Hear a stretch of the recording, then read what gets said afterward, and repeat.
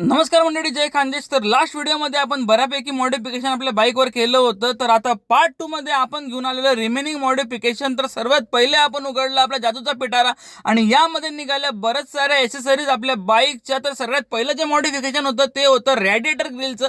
तर आम्ही ही original आरीचं रॅडिएटर grill गाडीमध्ये बसवलं होतं आणि असा लुक बाईकचा येत होता.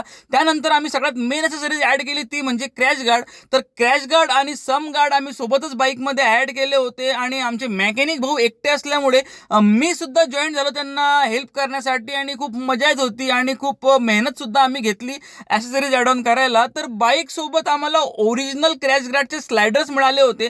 तर ते ओरिजिनल स्लायडर्स न लावता आम्ही आफ्टर मार्केट स्लायडर्स बाईकमध्ये ॲड ऑन केले. त्यानंतर आम्ही ॲड केले सॅडल स्टे आणि मागे ॲड केली बेस प्लेट. हे दोन्ही ॲक्सेसरीज बाईकवरती लगेच कॅरी करण्यासाठी यूज होणारे ॲक्सेसरीज आहेत. यानंतर आम्ही फ्रंट अँड रिअर ब्रेकच्या ऑइल स्टोरेजला प्रोटेक्शन देण्यासाठी ह्या कॅप यूज केल्यात.